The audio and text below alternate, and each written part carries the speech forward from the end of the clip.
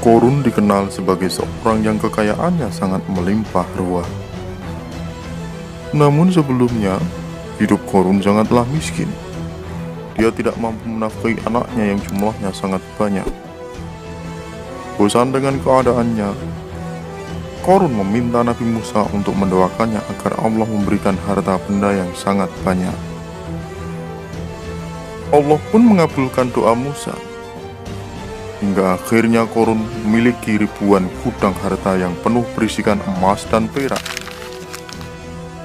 Dalam surat Al-Qasas ayat 76 dikisahkan bahwa Korun pernah pamer kekayaannya. Saat itu dia keluar dengan pakaian yang sangat mewah, didampingi oleh 600 orang pelayan, terdiri dari 300 laki-laki dan 300 lagi pelayan perempuan. Bukan hanya itu, ia juga dikelilingi oleh 4.000 pengawal dan diiringi 4.000 binatang ternak pengawal, plus 60 ekor unta untuk membawa kunci-kunci gudang kekayaannya.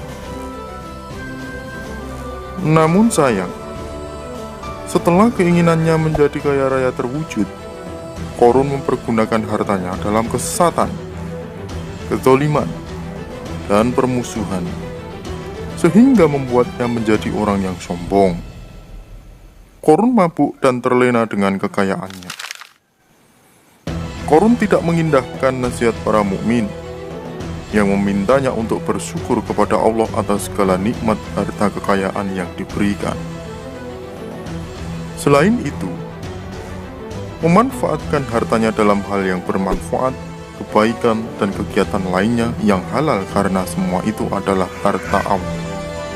Korun tidak mengindahkan nasihat para mukmin yang memintanya untuk bersyukur kepada Allah atas segala nikmat harta kekayaan yang diberikan. Selain itu, memanfaatkan hartanya dalam hal yang bermanfaat, kebaikan, dan kegiatan lainnya yang halal karena semua itu adalah milik Allah. Namun ia menolak dan berkata dengan pongah, seperti dikutip dari surat Al-Qasas ayat 78. Sesungguhnya aku hanya diberi harta itu karena ilmu yang ada padaku. Tak hanya durhaka kepada Allah, dia pun kemudian mengkhianati Nabi Musa. Al-Quran menyejajarkan pengkhianatan Korun ini dengan penolakan Fir'aun atas ajaran tauhid yang dibawa oleh Musa. Seperti disebut dalam surat Al-Mu'minun ayat 23-24. Dan sesungguhnya telah kami utus Musa dengan membawa ayat-ayat kami dan keterangan yang nyata kepada Fir'aun, Haman, dan Korun. Maka mereka berkata, ia adalah seorang ahli sihir yang pendusta. Suatu hari, Nabi Musa diperintahkan oleh Allah untuk mengerjakan zakat. Nabi Musa lalu mengutus salah seorang pengikutnya untuk mengambil zakat dari Korun. Begitu sampai, Korun langsung marah dan tidak mau memberikan sedikit pun dari kekayaannya. Karena menurut Korun, kekayaannya itu adalah hasil kerja keras dan usahanya sendiri. Tidak ada kaitannya dengan siapapun, tidak ada kaitannya dengan Allah atau dewa manapun. Korun pun berani memfitnah Nabi Musa. Dia mengupah seorang wanita agar mengaku telah berbuat serong dengan Nabi Musa. Ketika seluruh Bani Israel telah berkumpul, Korun berkata, wahai Bani Israel, ketahuilah, Musa yang kalian anggap sebagai nabi dan orang baik sebenarnya tidak demikian. Bahkan dia telah menghamili wanita ini.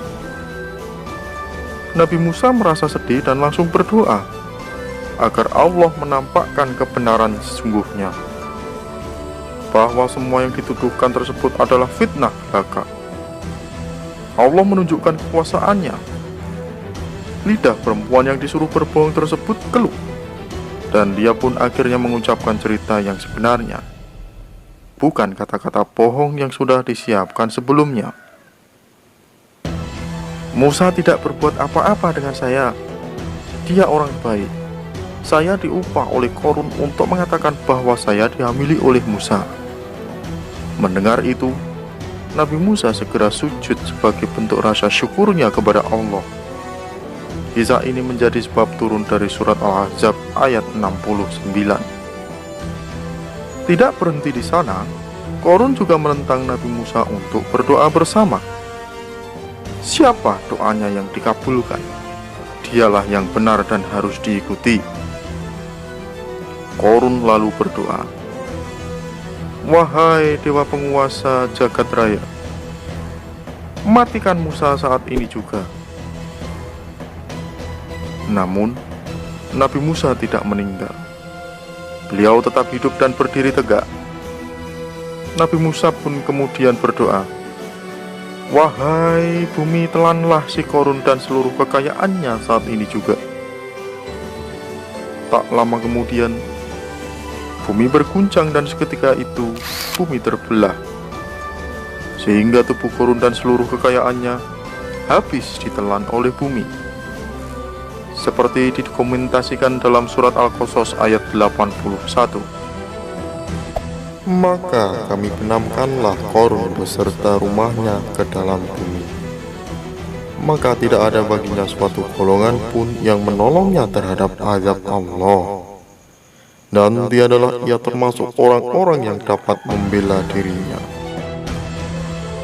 Setelah menyaksikan kejadian yang menimpa Korun, bertambahlah keimanan orang-orang Bani Israel kepada Allah. Kisah Korun ini mengajarkan kita tentang bahaya sifat kufur, cinta dunia, dan sombong. Allah mengingatkan agar kita selalu bersyukur atas limpahan nikmat kekayaan yang kita miliki. Sesungguhnya jika kamu bersyukur, pasti kami akan menambah nikmat kepadamu. Dan jika kamu mengingkari nikmatku, maka sesungguhnya azabku sangatlah